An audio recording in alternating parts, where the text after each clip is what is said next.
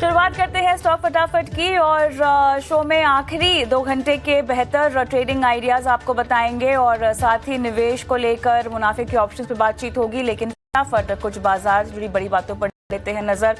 बेहद उतार चढ़ाव सेशन 25,588 के आसपास फिलहाल निफ्टी कारोबार करता हुआ दिखाई दे रहा है, काफी सपाट लेकिन लाल निशान में। सेंसेक्स में भी सपाट कारोबार होता हुआ दिखाई दे रहा है। वहीं बैंक निफ्टी लगभग 158 अंकों की कमजोरी के साथ 57,168 के लेवल्स पर फिलहाल कामकाज करता हुआ हमें दिखाई दे रहा है। इंडेक्स वाइज अगर हम देखें तो काफी हद तक मेटल और रियलिटी शेयरों पर दबाव और सबसे ज्यादा दबाव हमें इन्हीं काउंटर्स पे देखने को मिल रहा है। मार्केट ब्रेथ काफी कमजोर, 2109 के डिक्लाइन, 712 के एडवांसेस देखने को मिलते हैं। लेकिन चलिए, हमारे साथ शो में कोटक सिक्योरिटीज के अमोल अठावले जुड़ चुके हैं और इनसे बाजार की चर्चा के साथ शुरुआत करते हैं। अमोल, हाय आफ्टरनून, स्वागत है आपका हमारी पेशकश में। और अमोल, बाजार की चाल के साथ ही शुरुआत करते हैं। उतार चढ़ाव भरा सेशन एक छोटे से दायरे में, लेकिन लगातार हम देख रहे हैं कि 25,500 के इर्द गिर्द ही बाजार जो है वो घूमता हुआ दिखाई दे रहा है। क्या कहेंगे बाजार की आज की चाल को लेकर आप? जी नमस्ते एंड गुड आफ्टरनून। एक रेंज में फंसा हुआ है, एक सेटअप जो चेंज हुआ था जब मार्केट ने 25,700 का एक इम्पोर्टेंट सपोर्ट लेवल ट्यूसडे को ब्रेक किया था और उसके बाद थोड़ा सा सेलिंग प्रेशर हमने बढ़ते हुए देखा था। लगता है कि पोजिशनल पॉइंट ऑफ व्यू से अगर मैं देखता हूँ तो जब तक 25,700 के नीचे मार्केट ट्रेड होता रहेगा, थोड़ा सा वीक सेंटीमेंट अभी भी कंटिन्यू रहेगा।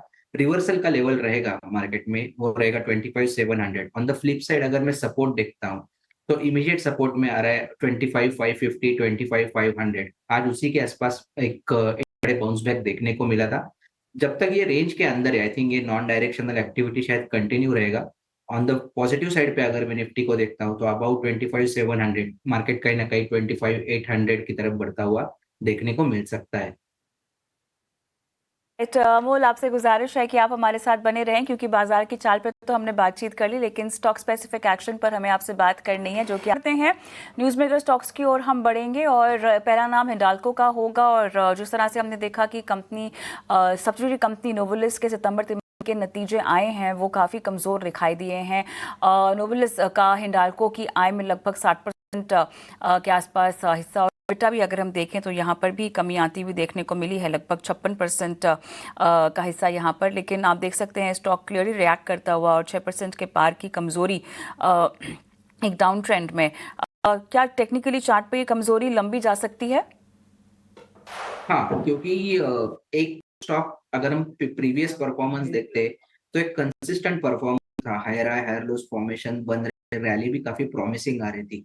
ये वीक में थोड़ा सा टेक्सचर स्टॉक बदला है और वो शॉर्ट टर्म में थोड़ा सा दिखा रहा है कि अभी भी ये बॉटम बना है, शायद 1 या 2 ट्रेडिंग सेशन और लग सकते हैं।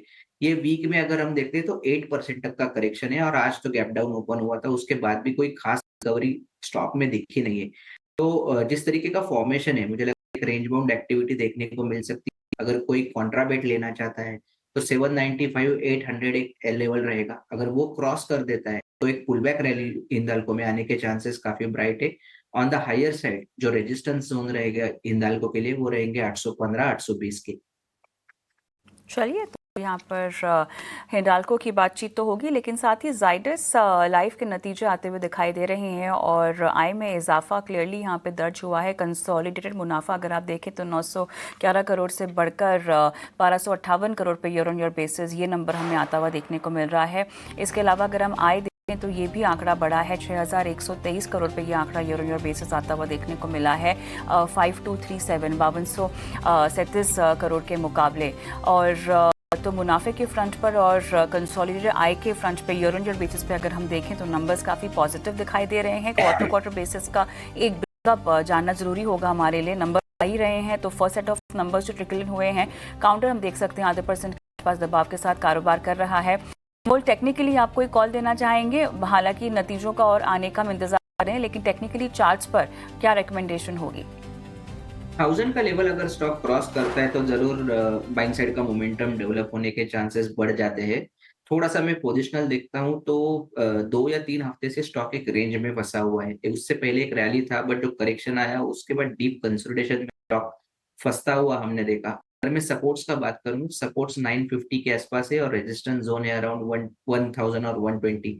उसमें से डायरेक्शनल मोमेंटम अगर मैं एक्सपेक्ट कर करता हूँ तो मिनिमम क्राइटेरिया, जैसे कि मैंने पहले कहा कि 1000 का लेवल अगर ये स्टॉक क्रॉस कर देता है तो एक पॉजिटिव साइड का मोमेंटम हम डायरेक्शनल पॉइंट ऑफ व्यू से आते हुए देख सकते हैं। On the higher side resistance stock के लिए 1060। ऑन द फ्लिप साइड अगर ये कहीं ना कहीं 950 के नीचे ट्रेड का गया तो शायद सेलिंग प्रेशर थोड़ा सा और बढ़ते हुए हम शॉर्ट टर्म में देख सकते हैं।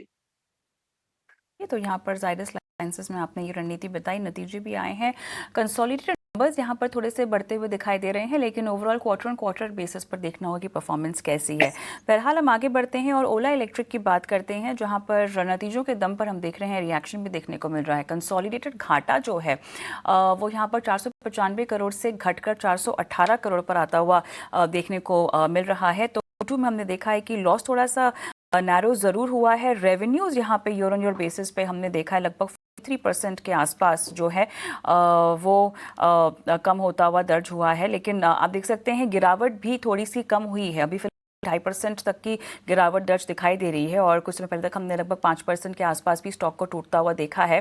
अब बताइएगा टेक्निकली चार्ट्स पर क्या रिस्क रिवॉर्ड रेशियो बनता हुआ दिखाई दे रहा है अमोल? कोई डायरेक्शनल मोमेंटम है नहीं स्टॉक में। फंसा हुआ है, करेक्शन के बाद एक लोअर टॉप फॉर्मेशन हुआ है जो रेजिस्टेंस 58 का, on the flip side support बनाया हुआ है 45 46 का। सो व्यू न्यूट्रल रहेगा, बट अगर रेंज बाउंड में ये सेटअप कंटिन्यू रहता है तो यहाँ पे एक टेक्निकल बाउंस बैक या रिवर्सल अगर फॉर्मेशन आता है तो एक टेक्निकल बाउंस बैक आने के चांसेस काफी ज्यादा है। लिमिटेड अपसाइड है 550 556 का, और ऑन द फ्लिप साइड अगर 45 का लेवल अगर ब्रेक होता है तो शायद एक ये जो करेक्शन चल रहा है वो थोड़ा सा और एक्सटेंड होते हुए हम देख सकते हैं। और राइट, तो चलिए ओला इलेक्ट्रिक पर फिलहाल कोई डायरेक्शनल कुछ खास व्यू आता हुआ नहीं दिखाई दे रहा, लेकिन हमारे सहयोगी भी हमारे साथ जुड़ चुके हैं, अभिषेक सत्यव्रतम। और देखिए जिस तरह के नतीजे आए हैं ऑपरेटिंग एक्सपेंसेस अगर हम ऑटो सेगमेंट में देखें तो यहाँ पर 258 करोड़ पर आंकड़ा आया है 308 करोड़ के मुकाबले। अगर हम इसको कंपेयर करें Q1 से, कंसोलिडेटेड ऑपरेटिंग एक्सपेंसेस भी यहाँ पर 416 करोड़ आए हैं और यहाँ पर हमने देखा है 451 के मुकाबले ये भी आंकड़ा थोड़ा सा डिप होता हुआ देखने को मिल रहा है। कंपनी जो है ऑटो ओपेक्स को डिक्लाइन की एक यहाँ पर उम्मीद लेकर चल रही है, लगभग 225 करोड़ अगर हम Q1 FY27 की बात करें तो। ओवरऑल कंपनी के स्टेटमेंट के लिहाज से रोडस्टर मॉडल जो था उनका 4 times higher than Q1 sales का मोमेंटम इसमें अच्छा खासा बना हुआ था, लेकिन 450 units a day festive season के दौरान जो है वो दर्ज हुए और अभी फिलहाल ये जो रोडस्टर मॉडल है कंपनी का वो नए अकाउंट्स में अगर हम देखें तो 15% ऑफ द टोटल सेल्स जो है वो फैक्टर इन करता है। तो इस पर और विस्तार से भी हम बात करेंगे, नज़र हमारी बनी रहेगी। फिलहाल गिरावट 2.5% की है ओला इलेक्ट्रिक में। लेकिन अमोल, आइनॉक्स विंड की हम बात करते हैं और यहाँ पर खबरों के तर्ज पर कुछ ऑर्डर्स मिले हैं प्रोजेक्ट के लिहाज से। लगभग 229 मेगावाट रिन्यूएबल प्रोजेक्ट के लिए है कंपनी को ऑर्डर भी मिला हुआ है। स्टॉक भी आपके सामने हम पेश करेंगे, लेकिन आइनॉक्स विंड जैसे काउंटर्स न्यूज़ में हम देखते हैं कि कभी कभार ऐसे रिएक्शन भी दिखाते हैं। अमोल, टेक्निकली चार्ट्स पर कोई खास रिकमेंडेशन होगी आपकी? फिलहाल तो वीक सेंटीमेंट है, वही कंटिन्यू रहने के चांसेस अभी तो चार्ट्स पे दिख क्या रहे। एक double top kind of pattern हुआ है डेली चार्ट्स पे, उसी लेवल के आसपास रिजेक्शन आया है 155 160। पहले भी उसी लेवल के आसपास स्टॉक ने रेजिस्टेंस लिया था और उसके बाद जब करेक्शन चालू हो गया था वो तो काफी डीप चला था। आज अभी भी अगर हम देखते हैं तो उसी लेवल के आसपास जो रिवर्सल फॉर्मेशन बना है, इसकी वजह से मुझे लगता है कि थोड़ा सा करेक्शन फर्दर चलने के चांसेस काफी ज्यादा लग रहे हैं। सपोर्ट्स की बात करेंगे तो सपोर्ट्स आ रहे हैं 145 150 पे, वहां तक ये करेक्शन चल सकता है। अगर ब्रेकआउट के लिए कोई वेट कर रहे हैं तो 160 एक ब्रेकआउट लेवल रहेगा। 160 अगर ब्रेक कर देता है stock, so positional point of view से ये स्टॉक में एक डायरेक्शनल पॉजिटिव मोमेंटम बढ़ने के चांसेस काफी ब्राइट लग रहे हैं। ऑलराइट, चलिए तो आइनॉक्स विंड को लेकर आपकी ये सलाह। लेकिन हमारे सहयोगी जुड़ चुके हैं हमारे साथ, अभिषेक सत्यव्रतम। तो अभिषेक, ओला की बात करते हैं, नंबर्स आए हैं तमाम फ्रंट पे, समझाइएगा कहाँ पे कितनी डिसअपॉइंटमेंट थी, क्योंकि स्टॉक तो हमने देखा है कि 5% तक टूटता हुआ, फिलहाल भी 2.5% की कमजोरी के आसपास कारोबार हो रहा है। तो देखिए, ओला ने अपने आय के अनुमान में, अपने मार्जिन अनुमान में आगे के लिए कटौती की है, यानी कि FY26 का जो फुल ईयर गाइडेंस था जो उन्होंने पहले दिया था उसको फिर से रिवाइज किया है नीचे की तरफ, और आय अनुमान को पहले 4200 से लेकर 4700 करोड़ रुपए के आय का उन्होंने प्रोजेक्शन दिया था, उसको घटा के कर दिया है अब 3000 से 3200 करोड़ रुपए। तो ये एक चीज़ है जो बाजार को पसंद नहीं आ रही है, और वैसे भी हम देख रहे हैं कि 70 रुपए के ऊपर निकलने के शेयर में लगातार हम प्रेशर देख रहे हैं। और जो रिसेंट जो हाई है यानी कि सितंबर का, वहां से शेयर लगभग 30 से 32% ये गिरावट दिखा चुका है। अगर हम नतीजों की बात करें तो सितंबर तिमाही में जो आय है करीब 43% की भारी गिरावट आई है और ये 690 करोड़ रुपए पर रही है। अगर हम इस घाटे की बात करें तो घाटा कम तो हुआ है, लेकिन जो स्ट्रीट एक्सपेक्ट के चल रहा था घाटे का नंबर, उससे अभी भी ये ज्यादा है। कोटक इंस्टीट्यूशनल ने 346 करोड़ रुपए का घाटे का अनुमान जताया था, लेकिन घाटा 495 करोड़ रुपए से घटकर 418 करोड़ रुपए रहा है। तो ये अगेन एक चिंता की बात जरूर है और मुनाफे का इंतजार अभी ओला में लंबा हो रहा है। अगर हम वॉल्यूम की बात करें तो सितंबर तिमाही में जो वॉल्यूम है 44% की गिरावट के साथ रहा है। 55,000 unit year on year basis पर ये फिगर्स हैं। और 4 सितंबर की जो ऊंचाई थी 71 रुपए 25 पैसे की, वहां से हम देख रहे हैं कि शेयर लगभग 32-33% की गिरावट की दिखा चुका है। अब ओला में कुछ चीजें पॉजिटिव हैं, लेकिन उतनी पॉजिटिव नहीं है कि वो शेयर प्राइस को सपोर्ट कर पाए। एक तो ये कि ऑटो बिजनेस ये पहली बार एबिडा पॉजिटिव हुआ है और इसके पीछे की वजह ये रही कि कंपनी ने 30.7% के ग्रॉस मार्जिन रिपोर्ट किए हैं और इसने सपोर्ट किया है इनके ऑटो बिजनेस को। एक और चीज ये है कि ऑपरेटिंग एक्सपेंस में 52% की कमी आई है और ये निश्चित तौर पर कंपनी के लिए पॉजिटिव है। साथ साथ ऑटो बिजनेस अब कैश जनरेटिव हो गया है। कैश फ्लो फ्रॉम ऑपरेशंस की बात करें तो ये रहा है 15 करोड़ रुपए के आसपास का। ये कुछ चीजें हैं ओला के नतीजों में जो पॉजिटिव हैं, लेकिन चैलेंजेस क्या हैं? चैलेंजेस देखिए ये है, ओला ने खुद हाईलाइट किया है कि कंपटीशन काफी बढ़ रहा है और कंपटीशन बढ़ने के चलते बाकी जो कंपनीज हैं उन्होंने भारी डिस्काउंटिंग का सहारा लिया है। तो ये एक चैलेंज। ईवी स्पेस की अगर हम बात करें तो इसमें ओला को पीछे छोड़ के हीरो मोटो चौथे नंबर पर पहुंच गई है और ओला का मार्केट कैप भी हम देख रहे हैं कि लगातार अब ये आ रहा है शेयर गिरने के साथ साथ। और मार्केट कैप के मामले में एथर एनर्जी ने ओला इलेक्ट्रिक को पीछे छोड़ दिया है। आप देखेंगे ओला इलेक्ट्रिक का जो मार्केट कैप है वो है करीब 21,000 करोड़ रुपए के आसपास का, लेकिन एथर एनर्जी का जो मार्केट कैप है 23,500 करोड़ रुपए के आसपास के हैं।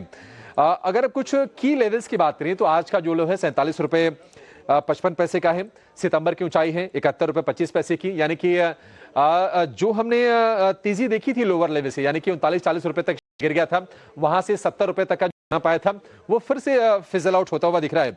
आईपीओ भाव 76 रुपए अब यहां से काफी ज्यादा दूर दिखने लगा है।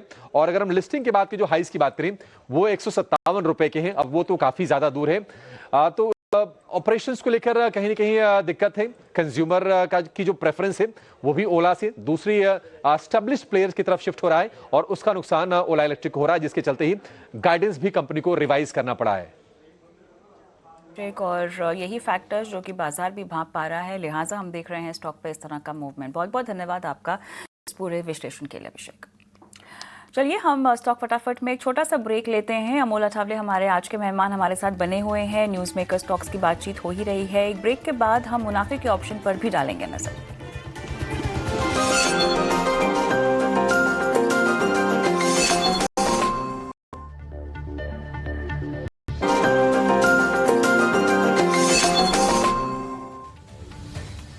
Welcome back. आप देख रहे हैं स्टॉक फटाफट और अमोल अठावले हमारे आज के मेहमान हमारे साथ जुड़े हुए हैं। अमोल, बाजार और स्टॉक स्पेसिफिक बातचीत तो आपसे कर ही रहे हैं हम, लेकिन ट्रेडिंग कॉल्स भी जानना चाहेंगे आपकी ओर से जो आपने आज दर्शकों को सुझानी है। दो फिक्स है, दो पोजिशनल पॉइंट ऑफ व्यू से देख रहा हूँ। पहला तो जीएमआर एयरपोर्ट के साथ जाना चाहूंगा। 95 के आसपास है, पोजिशनली टारगेट निकल 102 105 की तरफ और स्टॉप लॉस उसका रहेगा 92 रुपीज का। स्टॉक ने consistently higher lows formation maintain रखा है। रैली भी अगर हम रैली का टेक्सचर देखते हैं तो काफी स्टेबल है। ये करेक्शन का भी इतना इम्पैक्ट स्टॉक में दिखा नहीं। अगर यही सेटअप कंटिन्यू रहता है तो जीएमआर एयरपोर्ट में ये अप ट्रेंड कंटिन्यू होते हुए हम पोजिशनली देख सकते हैं। दूसरा लोडा डेवलपर्स के साथ जाना चाहूंगा। 1225 के आसपास है, पोजिशनल टारगेट निकल के आ रहे 1285 के और स्टॉप लॉस उसका रहेगा 1200 का। एक प्रॉमिसिंग रिवर्सल डेली चार्ट्स पे और वीकली चार्ट्स पे, उसके बाद हायर बॉटम फॉर्मेशन स्टॉक ने मेंटेन रखा है और आज भी वापस से अपना बुलिश मोमेंटम गेन करते हुए स्टॉक देखने को मिल रहा है। 1200 का लेवल इंपॉर्टेंट है। अगर वो मेंटेन होता है तो स्टॉक में ये जो टेक्सचर बना हुआ है पॉजिटिव साइड का कहीं ना कहीं कंटिन्यू होता हुआ देखने को मिल सकता है। चलिए, तो लोधा में और जीएमआर एयरपोर्ट्स में आपने खरीदारी की सलाह दी है। लोधा में टारगेट आप बता रहे हैं 1285 का, जीएमआर एयरपोर्ट्स में टारगेट आपने 102 से लेकर 105 का बताया है। अमोल, बहुत बहुत धन्यवाद, आप जुड़े हमारे साथ और रणनीति दर्शकों को आज बताई। लेकिन दर्शकों को अब हम आगे ले जा रहे हैं हमारे अगले सेगमेंट मुनाफे के ऑप्शंस पर।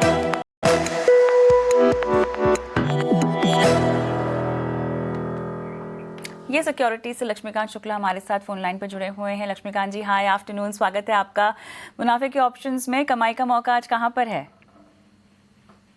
जी गुड आफ्टरनून। सो आज मुनाफे के ऑप्शन हम डाबर रिकमेंड करेंगे। यहाँ पे डबल बॉटम का ब्रेकआउट आता हुआ दिखाई दे रहा है डेली के चार्ट पर। जो ब्रेकआउट आया वो कंसिस्टेंट हाइट और फेयर बॉटम के अनुसार आता हुआ दिखाई दे रहा है। ओवरऑल एक्सपेक्टेशन अपसाइड का नजर आ रहा है। रिसेंटली स्टॉक अभी अपने सभी की मूविंग एवरेज के ऊपर ही सस्टेन कर रहा है। आज में भी बुलिश क्रॉसओवर है। ओवरऑल सेंटीमेंट बुलिश ही दिखाई दे रहे हैं डाबर में। तो डाबर में हमें 520 का कॉल ऑप्शन बाय करके चलना है, जो कि हमें 11 रुपए के आसपास मिल जाएगा। इसमें हमारे टारगेट रहेंगे 23 के और स्टॉप लॉस हमें 6 रुपीज का मेंटेन करके चलना है। लॉट साइज को देखते हुए जो मैक्सिमम रिस्क बन रहा है वो बन रहा है 6,250 रुपी का, और अगर टारगेट अचीव होते हैं तो जो मैक्सिमम रिवॉर्ड है वो आ रहा है 12,500 रुपीज का। चलिए, तो कॉल ऑप्शन खरीदने की सलाह। यहाँ पे डाबर काफ़ी बुलिश ट्रेंड में। स्टॉप लॉस 6 रुपये का आप रेकमेंड कर रहे हैं, टारगेट 23 रुपये का। लक्ष्मीकांत जी, अच्छा लगा आपसे बातचीत करके, धन्यवाद अपनी सलाह आज दी दर्शकों को। और एक डिस्क्लेमर भी दर्शकों के लिए, क्योंकि एफएनओ में ट्रेडिंग करना जोखिम भरा हो सकता है, लिहाजा थोड़ा सतर्कता आपको बरतनी चाहिए। सलाह मशवरा लेकर ही आगे बढ़ने की आपको यहाँ पर बात समझाई जा रही है।